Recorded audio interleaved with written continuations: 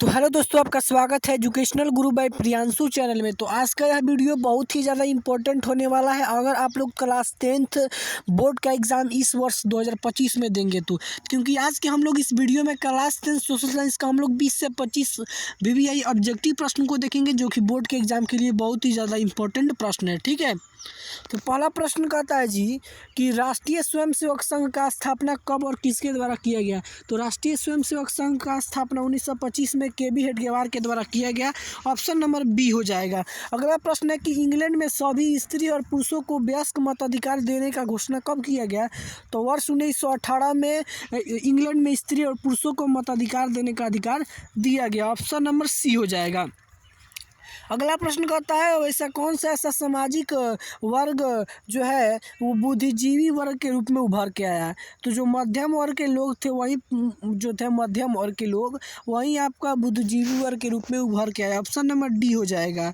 अगला प्रश्न आपका कहता है भाई साहब कि प्राचीन काल में किस स्थल से, मतलब प्राचीन काल में किस स्थल से एशिया और यूरोप का व्यापार होता था। तो किस स्थल से जी, तो रेशम मार्ग से। ऑप्शन नंबर बी हो जाएगा। अगला प्रश्न कहता है आर्थिक संकट के कारण यूरोप में कौन सी नई शासन प्रणाली उदय हुआ। तो आर्थिक संकट के कारण यूरोप में कैसा मतलब शासन स्थापित हुआ। तो फांसीवादी नाजीवादी शासन प्रणाली का स्थापित हुआ। ऑप्शन नंबर सी हो जाएगा। अगला प्रश्न भाई साहब कहता है किस पत्र ने रातों रात वर्नाक्यूलर प्रेस एक्ट से बचने के लिए अपनी भाषा को बदल दिया। मतलब कौन सा ऐसा पत्र था जिन्होंने रातों रात वर्नाक्यूलर प्रेस एक्ट से बचने के लिए अपनी भाषा को बदल दिया। तो कौन था जी, तो अमृत बाजार पत्रिका। ऑप्शन नंबर सी हो जाएगा। अगला प्रश्न है कि किसने कहा था मुद्रण जो है ईश्वर की महानतम देन है का सबसे बड़ा तोहफा है। तो मार्टिन लूथर साहब कहे थे कि जो मुद्रण है वो ईश्वर की दी गई महानतम देन सबसे बड़ा तोहफा है। अगला प्रश्न है सोपानी कृषि किस राज्य में प्रचलित है। तो सोपानी कृषि जो है आपका उत्तराखंड में प्रचलित है। किसमें जी, उत्तराखंड में। ऑप्शन नंबर डी हो जाएगा। अगला प्रश्न है 2001 के जनगणना के अनुसार बिहार का नगरीय आबादी कितना था। तो बिहार का जो नगरीय आबादी था वो कितना था जी, तो बिहार का नगरीय आबादी 20.5 था, 20.5। अगला प्रश्न कहता है कि निम्नलिखित व्यक्तियों में से कौन रंग भेद के विरोधी नहीं थे। तो कौन रंग भेद के विरोधी नहीं थे, तो जेड गुड्डी। ऑप्शन नंबर डी हो जाएगा। अगला प्रश्न कहता है सांप्रदायिक राजनीति जो है वो किस धारणा पर आधारित है। तो जो सांप्रदायिक राजनीति है उसकी धारणा कहती है कि एक वो धर्म दूसरे धर्म से क्या है जी, श्रेष्ठ है। मतलब सांप्रदायिक व्यक्ति यही कहता है कि जो हमारा धर्म है दूसरे के धर्म से क्या है, अच्छा है, बड़ा है। अगला प्रश्न कहता है कि संघ सरकार का उदाहरण इनमें से कौन सा है। तो इनमें से संघ सरकार का उदाहरण है अमेरिका। ऑप्शन नंबर ए हो जाएगा। अगला प्रश्न कहता है कि भारतीय लोकतंत्र में सत्ता के विरुद्ध जन आक्रोश कब हुआ। तो भारतीय लोकतंत्र में सत्ता के विरुद्ध जन आक्रोश 1990 के दशक में हुआ। ऑप्शन नंबर डी हो जाएगा। अगला प्रश्न कहता है कि चिपको आंदोलन जो है निम्नलिखित में से किससे संबंधित है। तो जो चिपको आंदोलन है आपका बाबू पेड़ बचाने से संबंधित है। ऑप्शन नंबर ए हो जाएगा।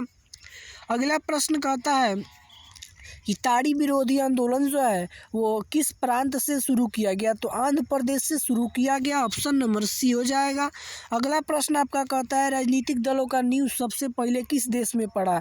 तो राजनीतिक दल की नींव जो है वो ग्रेट ब्रिटेन देगा ऑप्शन, या ब्रिटेन में सबसे पहले पड़ा। अगला प्रश्न कहता है भारत का वित्तीय राजधानी किसे कहा जाता है। तो वित्तीय राजधानी जो है आपका मुंबई को कहा जाता है भाई साहब। किसको कहा जाता है, मुंबई को। ऑप्शन नंबर ए हो जाएगा। अगला प्रश्न कहता है इनमें से कौन एगो बीमारू राज्य नहीं है। तो कौन नहीं है जी, तो कर्नाटक नहीं है। ऑप्शन नंबर सी हो जाएगा। अगला प्रश्न कहता है वैश्वीकरण के मुख्य कितने अंग है। तो वैश्वीकरण के 5 अंग है।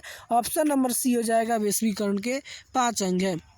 अगला प्रश्न कहता है स्वर्ण आभूषणों की कहता है कि स्वर्ण आभूषणों की शुद्धता को सुनिश्चित करने के लिए किस प्रकार के मान्यता का चिन्ह होता है। तो स्वर्ण आभूषणों की शुद्धता जो है इसकी जांच करने के लिए हॉलमार्क होता है। ऑप्शन नंबर बी हो जाएगा। अगला प्रश्न कहता है भाई साहब कि नदियों में बाढ़ आने का प्रमुख कारण क्या है।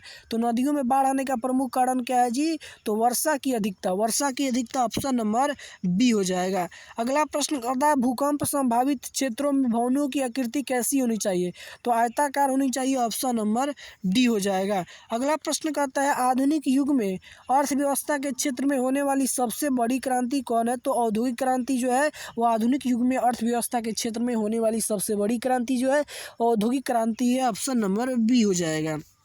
अगला प्रश्न आपका कहता है कि भूमंडलीकरण का शुरुआत कब हुआ। तो 1990 के दशक में जो है भूमंडलीकरण का शुरुआत हुआ। आपका ऑप्शन नंबर ए हो जाएगा। अगला आपका प्रश्न कहता है लास्ट प्रश्न है कि जो गुटेनबर्ग है उन्होंने सबसे पहले किस पुस्तक को छापा। तो गुटेनबर्ग ने सबसे पहले बाइबिल को छापा। ऑप्शन नंबर डी हो जाएगा। तो अगर आप लोग को हमारा वीडियो अच्छा लग रहा हो तो वीडियो को ज़्यादा से लाइक और शेयर करें और ऐसे ऐसे वीडियो को देखने के लिए एजुकेशनल गुरु भाई प्रियांशु चैनल को ज़रूर सब्सक्राइब कर लीजिए और हमारे वीडियो को अपने दोस्तों और भाइयों के पास ज़रूर से ज़रूर शेयर कीजिए।